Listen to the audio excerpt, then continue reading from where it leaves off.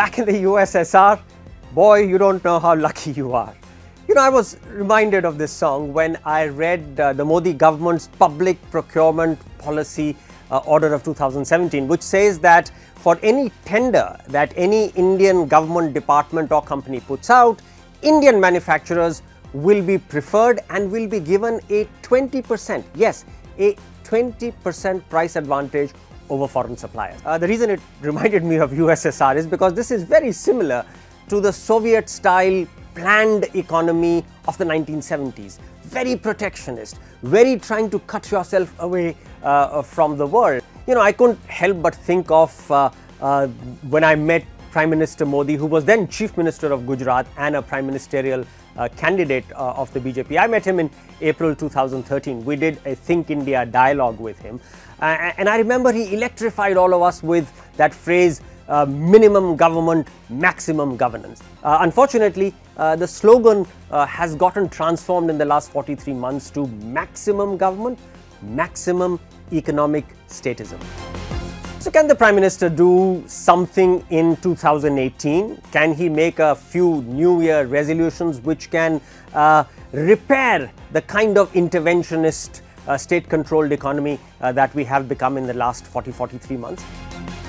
Well, I think he can make 3 New Year resolutions. Number 1, when it comes to the goods and services tax, GST. Now, let's not quarrel with words here. The GST is a fundamental reform. It's a massive reform.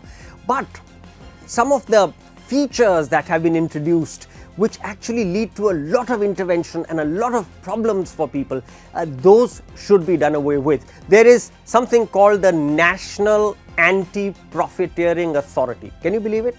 We are in 2017-18 and we are talking about an anti-profiteering authority. Somebody to whom a consumer can make a complaint, say that I am being overcharged by such and such producer.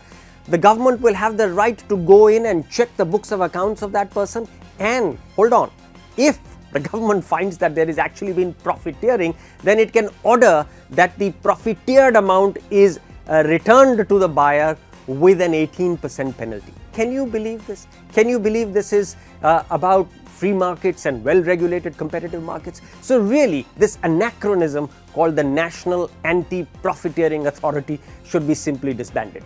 Then we have another thing called the e-way bill. Now, you know what that is?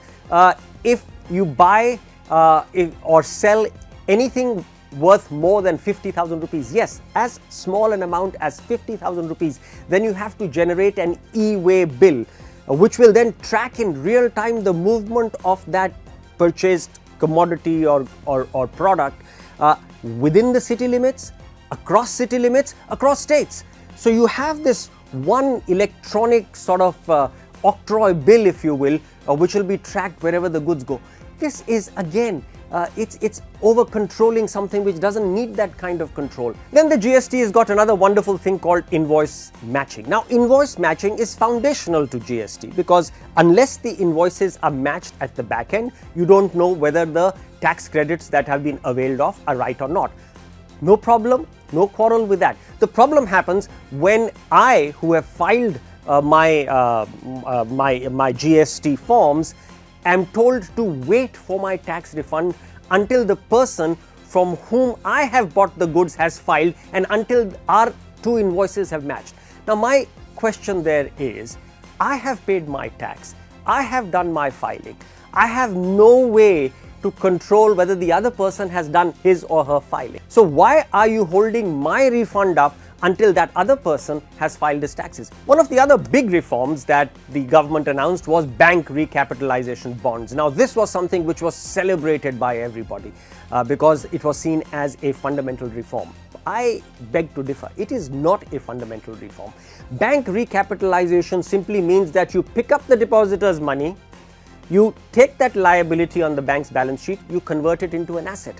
So it's actually an accounting sleight of hand. It's not a fundamental reform. If the government is willing to commit, let's say, 1 lakh crores out of its kitty to bank recapitalization, then there are several modern equity models which can be deployed to do a genuine equity reconstruction of the balance sheets of banks. For instance, the government could have done a deep discount rights issue of the banks in which every shareholder could participate. The government could have used its 1,35,000 crore commitment to underwrite such a rights issue, and in fact with the same amount of cash would have doubled the equity infusion into banks' balance sheets. I think if the government was to step back from it and say we now have a new bank recapitalization scheme which uses modern equity dynamics, that would be a fundamental reform, and that would also ensure that the government steps back from being this old world interventionist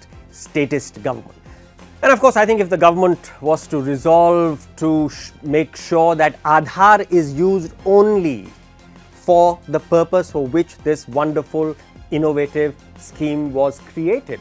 It was created to ensure that beneficiaries of states' welfare programs have a unique identity.